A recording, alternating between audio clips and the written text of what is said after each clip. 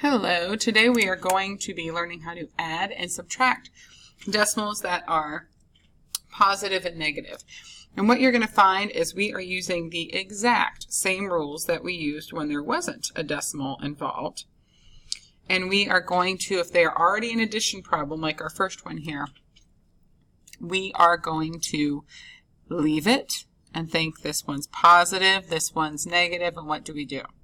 If it's a subtraction problem, I'm going to change it to an addition problem with our keep, add the opposite, and then follow those same addition rules, which we've written here too. One thing that helps with decimals is to remember to line up your decimal points. Put the larger number on top. Whether you're adding or subtracting those two numbers, that will help you. And then decide if it's different signs. One's positive, one negative, so I'm going to subtract. If they're the same signs, so either both negative or both positive, that's when I add and keep the sign, right? I'm going to decide, is my answer going to be positive or negative? Now, if you want to, you are more than welcome to work these out in your math notebook if you need some more space. I've made this video so that if you're like, oh, I got this, you can finish trying the problems on here on your own before doing the digits. And that would be digits 4.3 and 4.5, only the decimal problems, and don't submit it. Don't hit submit because then you would have to start them all over again. So what we're going to do here is we're going to take a look at this first one. And I see that it is indeed already addition. So I'm skipping number 1 here. I'm going to rewrite my numbers with the bigger number. So think of that as $5.67. And this is 35 cents. And I am going to rewrite them with the bigger number on top, the smaller number on the bottom, so that if I need to subtract or add, whatever I'm doing, I'm able to do that. But I need to make sure that I line the decimal points up. That is the most important thing. Now my 567, that is positive, but my 35 cents, that is negative. So if I have different signs, I'm going to subtract the absolute value. So I'm doing a subtraction problem here. 7 minus 5 is 2. 6 minus 3 is 3. Bring down my decimal point. 5 minus 0 is 5. Now the last thing I'm going to do is, what is the sign of your answer? Is this positive or negative? Well, I look up here and I say, do I have more negatives or more positives? Which one do I have more of? This number has a larger absolute value. And it's positive, which means my answer is going to be positive. So my answer is 5.32, or 5 32 hundredths, or $5.32 if you want to think about it like that. I'm going to add that first one back in there. Again, that first step, because I'm starting a new problem here. So I've got negative 6 82 hundredths, or negative $6.82 if you want to think about it that way. And I'm subtracting $8.47 from that. I'm going to keep that first number exactly like it is. I'm going to change that sign to addition. Now when I do that, I need to take whatever that number was and I want its opposite.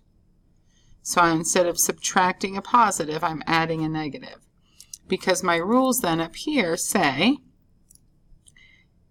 if they are the same sign, so a negative and a negative, I'm going to add those two absolute values. So I'm going to write their absolute values right here. Remember, absolute value is just how far are those numbers from 0, and distance is always positive when we're talking about how far away they are. They have the same sign. Like I said, they're both negative, so I'm going to add them. And I'm going to do that the same way. I'm going to bring down the decimal point there. Same way as I did with subtraction, make sure you bring that decimal point down. Now, they were both negative numbers that I was adding. So if I think of it as if I borrowed money and I borrowed money again, well then I owe a total of $15.29. So a negative plus a negative is a negative answer. My last one here, go back, is it's subtraction. If it's not, boom, I'm just going to not do that. I don't need to do the keep, add, opposite. It's already an addition problem. I'm going to write this number on top and this number on the bottom. Notice how there's like a blank space here. Anytime there's a blank space, I'm going to put a 0 in there. This is negative and this is negative.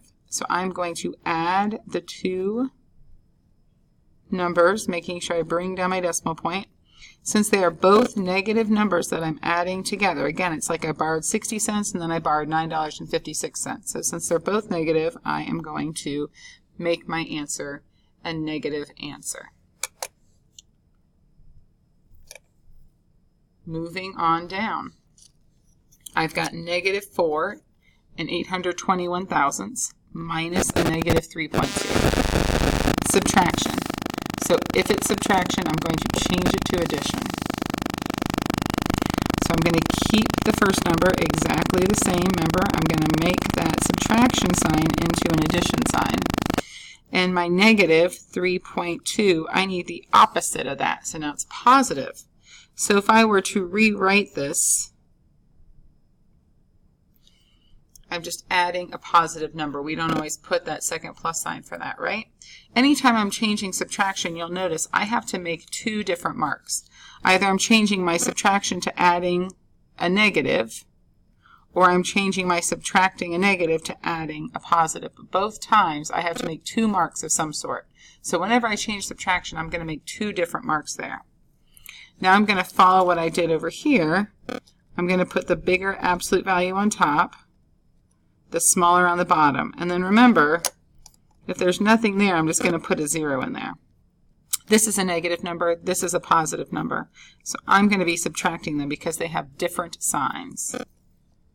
So remember, same signs, keep and add, opposites, subtract. So different signs here. So I'm subtracting, and I get 1 and 621 hundredths. They were different. This one was the larger absolute value, and it was negative, so that means my answer is also going to be negative. Moving over here, I've got another subtraction problem, so I'm going to keep, and I'm going to add the opposite. So if you wanted, like I said, to rewrite that like that, you could to help you out. Larger absolute value on top, smaller absolute value on the bottom, different signs, so I'm subtracting.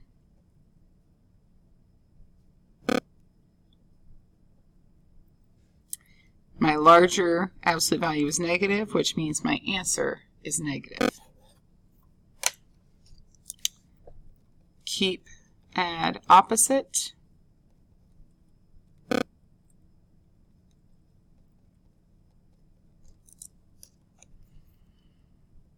Different signs, so I'm going to put the larger absolute value on top, and I'm going to subtract. My larger absolute value is also negative, so my answer is negative.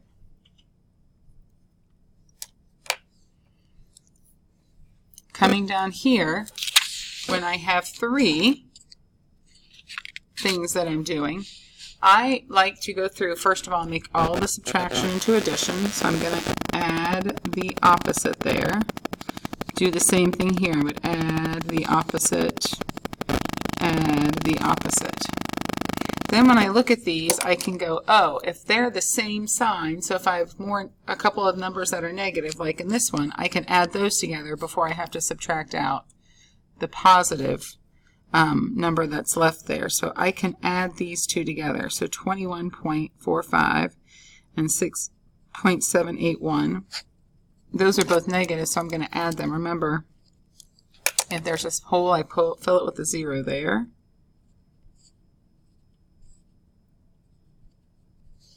So those two are both negative. So now I have negative 28.231, which is what I found, plus 2.71. Well, this one's positive and this one's negative. So now those two, I'm going to line this one up here. And since they have different signs, I'm going to subtract. If I'm able to combine all the negatives and all the positives, then I only have to do one subtraction problem. Because if I'm combining and they have the same sign, I'm just adding. Sorry, there's a hole in the paper there. So I get 24 and 521 thousandths. I had more negatives, so my answer is negative. So people usually make more mistakes in subtraction problems than addition problems. So it helps if I can only do one subtraction problem instead of multiple subtraction problems. So here again, and you're like 3, I can put zeros behind it. It is definitely bigger than, $3 is bigger than $2.56. And those are both negative. So now I have this problem. One's positive, one's negative. This one is bigger, so I'm going to write it on top. Fill in. And now I just have the one subtraction problem to do here. My negative number had a bigger absolute value. So there's my answer. Now this time you notice all this number became positive, right? When we did keep, add, opposite. Keep, add, opposite. Keep, add the opposite. You're going to be singing that in your sleep. You're like, Mrs. Williams, I woke up and I was having dreams. Keep, add the opposite. These ones have the same sign, so I'm going to add them. Remember to fill in that space with a 0. And that was negative. So now I'm ready to subtract.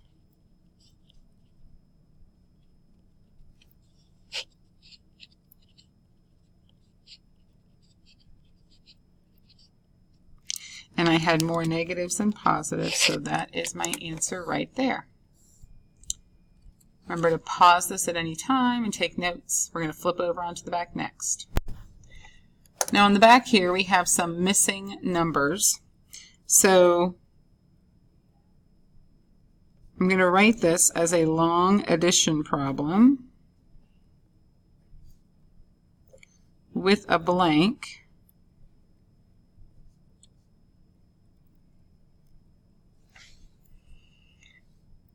I'm going to ignore this for just a second. I'm going to take all my negatives and I'm going to combine them. So I'm going to combine this one, and this one, because if they're all the same sign, I can add them. So 3.94, 2.75, 0.84. When I add those together, I get 13 and 1 and 10 and 15, so 25, 2, 4, 7. So now I have negative 7.53 plus 1.8 plus something else gets me to negative 0.93 feet for our dive there. Different signs, so I'm going to subtract, remembering to fill in with that 0 when necessary. So negative 5.73 plus something equals negative 0.93. So how do I get from there to there? And I can think of it on a number line here. If this is 0, if I'm at negative 5.73, I need to get all the way up to here. If this is negative 1, this is negative 0.93. It's just on the other side of 1 there. So I know I have to go all the way from here to 1, and then I need to go a little bit more. So I'm like, if I needed to do that, think of those one-step equations you did last year. I could add this. And they're like, that's different signs. So I'm actually going to subtract these.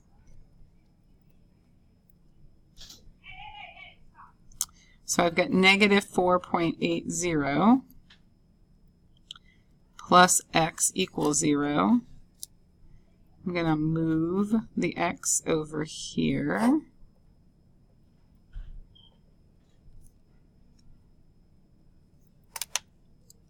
And then I don't want the opposite of x, I want what x equals. So what goes in that blank is 4.8, a positive 4.8 in order to get up there. Go ahead and try that last one by yourself. There are 2 missing values. So if I found what was missing, I could divide it by 2, or however I wanted to figure out what would go in that blank in terms of what different combinations I could make.